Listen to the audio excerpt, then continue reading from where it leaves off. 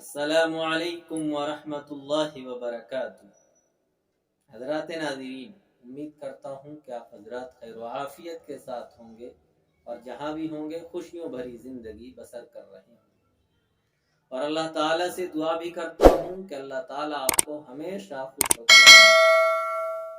آج آپ کی خدمت میں حاضری ہوئی ہے زکوٰۃ کے موضوع کو لے کر، کیونکہ قرآن کریم میں تقریباً 28 مقامات پر نماز کے ساتھ زکوٰۃ کا حکم دیا گیا ہے کہ نماز قائم کرو اور زکوٰۃ ادا کرو،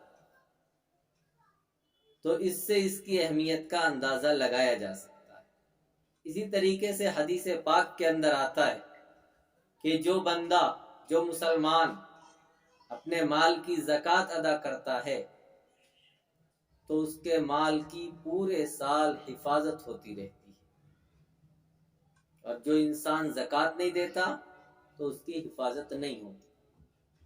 یہ اللہ کا بہت بڑا فضل اور کرم ہے کہ اس نے ہم سے سارے مال کا مطالبہ نہیں کیا، حالانکہ مال تو سب اسی کا دیا ہوا ہے، وہ چاہتا تو سب کا مطالبہ کر سکتا تھا، ہمیں چوں چرا کی کوئی گنجائش نہیں تھی، لیکن یہ اس کی شان کریمی ہے کہ اس نے ہم سے صرف 40ویں حصے کا مطالبہ کیا کہ 40 روپے میں 1 روپے وہ اللہ کے لیے زکوٰۃ نکال۔ یہاں سب سے پہلا مسئلہ یہ سمجھنے کا ہے کہ زکوٰۃ کس پر واجب ہے، کن لوگوں پر زکوٰۃ فرض ہے۔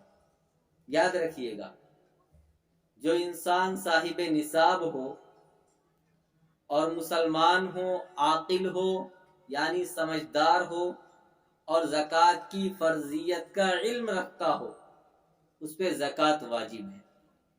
صاحب نصاب کسے کہتے ہیں؟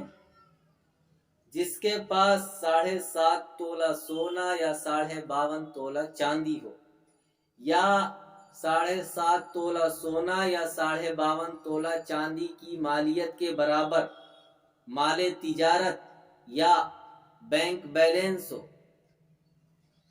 تو اس انسان پر زکوٰۃ واجب ہے۔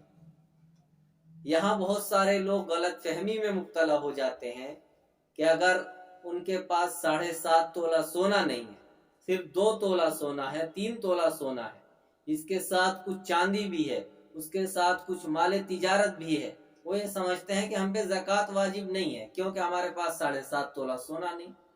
تو یاد رکھیے گا کہ اگر 7.5 تولہ سونا نہیں ہو، کم ہو، تو پھر یہ دیکھیں گے کہ کوئی اور چیز ہے یا نہیں۔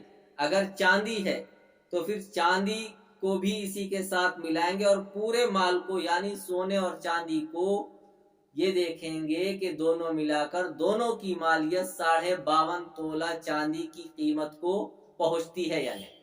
اگر پہنچتی ہے تو زکوٰۃ واجب۔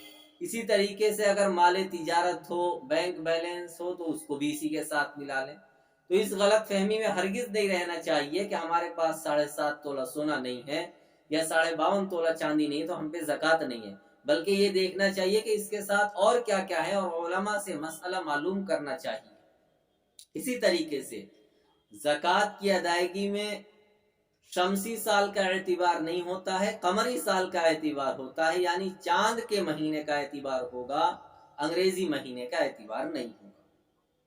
اسی طریقے سے ایک مسئلہ اور یاد رکھنا چاہیے کہ بہت سارے ہمارے بھائی انگریزی مہینے کے حساب سے زکوٰۃ نکالتے ہیں، تو یاد رکھیے گا کہ ان کی وہ زکوٰۃ پوری نہیں نکلتی جو چاند کے مہینے کے حساب سے زکوٰۃ نہیں نکالتے۔ تو اس لیے کوشش کرنی چاہیے کہ پوری زکوٰۃ نکالیں، اور ایک ایک مسئلے کو علماء سے معلوم کر کے پھر اس پر عمل کریں۔ فقط والسلام۔